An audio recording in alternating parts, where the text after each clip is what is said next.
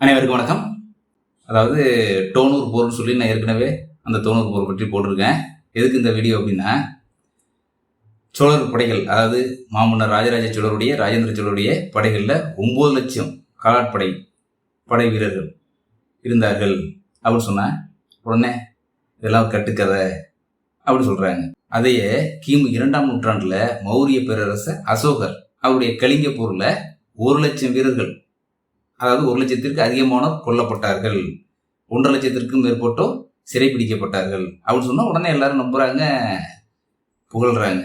ஆனா நம்முடைய தமிழ் மன்னர்கள் ராஜராஜ சோழர் ராஜேந்திர சோழருடைய படைகள்ல 9 லட்சம் படை வீரர்கள் இருந்தாருன்னு சொன்னா சிரிக்கிறாங்க, கட்டுக்கதை அப்படின்னு சொல்றாங்க.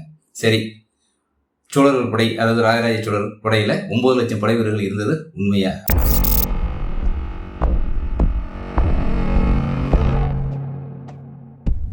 கற்பனை செய்ய முடியாத செயல்களை அசால்ட்டாக நிகழ்த்தி காட்டியவர்களில் நம் தமிழ் மொழியில் 2 பேர் சொல்லலாம். அவங்க தான் மாமன்னர் முதலாம் ராஜராஜ சோழர், அவருடைய மகனான மாமன்னர் முதலாம் ராஜேந்திர சோழர். உதாரணத்திற்கு மேலை சாளுக்கிய மன்னரான சத்யாசிரேயன், அவருடன் போர் புரிவதற்கு ராஜராஜ சோழரும் ராஜேந்திர சோழரும் செய்த ஏற்பாடுகளை பார்த்தீங்கன்னா மிரண்டு தான் போகணும். அப்படிப்பட்ட செயல்களை செய்தார்கள். சத்யாசிரேயன் என்ற மன்னருடைய தலைநகரம் பார்த்தீங்கன்னா மானியகேடம், அதாவது மண்ணை கடக்கம், அதுதான் மானியகேடம் சொல்லுவாங்க. அந்த மானியகேடம் தான் தற்போதைய மால்கேட் அப்படிங்கிற அந்த இடம். இது நம்ம தஞ்சையிலேருந்து பார்த்தீங்கன்னா தோராயமாக ஒரு 900 கிலோமீட்டர் தூரம் உள்ளது. அங்கு மானியகேடத்துக்கு, அதாவது மால்கேட்டுக்கு தஞ்சையிலிருந்து நடந்து சென்றால் கூட ஒரு 15 நாட்கள் ஆகும். அதே போல் அங்கு போர் புரிந்து திரும்பி வருவதற்கு 15 நாட்கள் ஆகும். ஆக மொத்தம் 30 நாட்கள். ராஜராஜருடைய படை வீரர்கள், குதிரைகள், யானைகள், இதற்கு தேவையான உணவுகள், அவருடைய பாதுகாப்பு, இதெல்லாம் ஒருங்கிணைத்து அவர்களை அழைத்து செல்வது, இப்படி இதுக்கு ராஜராஜ சோழர் ராஜேந்திர சோழரும் செய்த செயல்கள் பார்த்தீங்கன்னா கற்பனையிலோட நம்ம நினைத்து கூட பார்க்க முடியாத அளவுக்கு அப்படிப்பட்ட செயல்கள்லாம் செய்திருக்கிறார்கள். அந்த வகையில் ராஜராஜருடைய இராணுவத்தை கொஞ்சம் டீட்டெயிலாக பார்ப்போம். 9 லட்சம் காலாட்படை வீரர்கள், 60,000 குதிரை படைகள், ஆயிரக்கணக்கான யானை படைகள், மன்னரை கவனித்துக் கொள்ள ஸ்பெஷலான ஒரு சிறப்பு பரிவாரங்கள், படை வீரர்களுக்கும் குதிரைகளுக்கும் யானைகளுக்கும் தேவையான உணவுகள். இந்த உணவுகளை தயாரிப்பதற்கு ஒரு சமையல் கலைஞர் வேணும். அவர் அந்த சமையல் கலைஞரை ஏற்றி செல்வதற்கு ஒரு கூண்டு வண்டிகள், காயம் ஏற்பட்ட படை வீரர்களுக்கு மருத்துவம் செய்வதற்கு மருத்துவ குழுக்கள், இப்படி இவர்கள் எல்லாரையும் ஒருங்கிணைத்து 900 கிலோமீட்டர் தூரத்துக்கு 9 லட்சம் படை வீரர்களை கொண்டு போகணும்.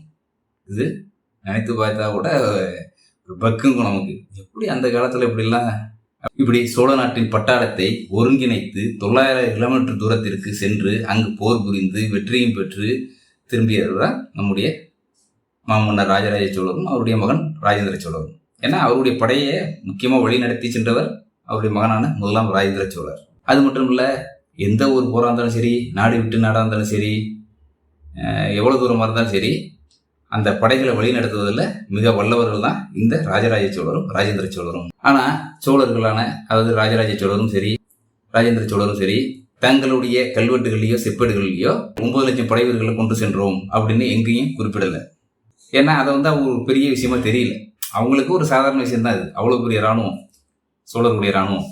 ஆனால் இதை உறுதிப்படுத்தும் விதமாக எதிரியான சத்யாசிரேயன், சாளுக்கிய மன்னன் சத்யாசிரேயன் தன்னுடைய கல்வெட்டில் குறிப்பிட்டிருக்கார். கர்நாடக மாநிலம் தார்வார் மாவட்டம் பங்காபூர் அருகே கோட்டூர் என்ற இடத்துல போரில் இறந்த அந்த சாளுக்கிய நாட்டு ஒரு போர் வீரனுக்காக ஒரு நடுக்கல் வச்சிருக்காங்க. அந்த நடுக்கல்ல தான் இந்த கல்வெட்டு தகவல்லாம் இருக்கு. அதாவது பிளவங்க ஆண்டு சகம் 929, அதாவது நம்முடைய கணக்குப்படி கிபி 1007ஆம் ஆண்டு. அதுதான் தோனூர்ல நடந்த போர். ராஜராஜ நித்த வினோத ராஜேந்திர வித்யாதர சோழகுல திலகமுமான நூர்மணி சோழன் என்பவன் 900,000, அதாவது 9 லட்சம் படை வீரர்களுடன் தோணவூர், அதாவது தற்போது தோனூர் எனும் இடத்தில் முகாமிட்டு அந்நாட்டை சூறையாடினர். சூறையாடினது மட்டுமில்லாமல் அங்குள்ள பெண்கள், பிராமணர்கள் இவர்களை கொன்று குவித்தார்கள். அது மட்டும் இல்ல, பெண்களையும் கவர்ந்து தங்கள் நாட்டுக்கு அழைத்து சென்றார்கள். இது மூலமாக, அதாவது அப்போ உள்ள போரில் போர் முறை அப்படிதான். அது பெண்கள் இதெல்லாம் பார்க்கறது இல்லை, யார் வந்தாலும் உருக்க வந்தாலும் வெட்டி சாய்ச்சிட்டு போயிடுவாங்க. அப்படிதான் அந்த காலத்தில் நடந்திருக்கு. அப்படிதான் இந்த போர் நடந்திருக்கு. அது மட்டும் இல்லாமல் சாளுக்கியர்கள், அதாவது மேலை சாளுக்கியர்கள் சோழர்களுக்கு மிகப்பெரிய தலைவலியாக தான் எப்பயுமே இருந்தாங்க. அந்த ஒரு காரணம் தான் அவங்கள அந்த மாதிரி அழித்து அங்கே உள்ள செல்வங்களையும் எடுத்து வந்தார்கள். இது உண்மைதான். இதை தன்னுடைய கல்வெட்டில் சத்தியாசிரியன், சாளுக்கிய மன்னன் சத்தியாசிரியன் குறிப்பிட்டுள்ளார். அதன் மூலமாக அவரே 9 லட்சம் படை வீரர்களுடன் ராஜராஜ சோழர் படையும் ராஜேந்திர சோழர் படையும் வந்தது அப்படிங்கிறத ஒத்துக்கிறார். அப்படிங்கும்போது இதன் மூலமாக நம்ம அந்த 9 லட்சம் படை வீரர்கள் சோழ ராணுவத்தில் இருந்ததை உறுதிப்படுத்தலாம். சரி, 9 லட்சம் படை வீரர்கள்னா அது சாத்தியமா அப்படின்னு யோசிச்சோம்னா, அது அந்த காலகட்டத்தில் அவ்வளோ பெரிய மக்கள் தொகை இருந்தாங்களா அப்படின்னு கொஞ்சம் யோசிச்சால், எப்படின்னு பார்த்தீங்கன்னா, அந்த காலகட்டத்தில் போர் நடைபெறும் சமயம் படைகளில் வந்து சேரும்படி மக்களுக்கு அரசர் ஆணையிடுவார், அதாவது அழைப்பு விடுப்பார். அதை ஏற்று ஒவ்வொரு பகுதியிலும் ஏராளமானோர் தங்கள் படையில வந்து சேருவாங்க. அக்காலகட்டத்தில் விவசாயம் தான் ஒரு முக்கிய தொழிலாக இருந்துச்சு. மற்றபடி ஒரு பெரிய தொழில் கிடையாது, விவசாயம் தான் முக்கிய தொழில். அதனால விவசாயம் இல்லாத போக மற்ற நாள்லாம் பார்த்தீங்கன்னா இந்த மாதிரி போர் நடைபெறும் போது, இந்த கோடை காலங்களில் தான் இந்த போர் நடைபெறும்.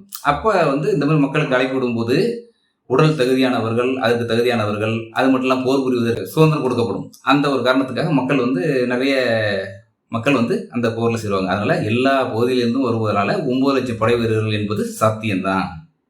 சரி, இந்த 90 போர் இதை பற்றி நான் ஏற்கனவே ஒரு வீடியோ போட்டிருக்கேன், அதை போய் செக் பண்ணி பாருங்க.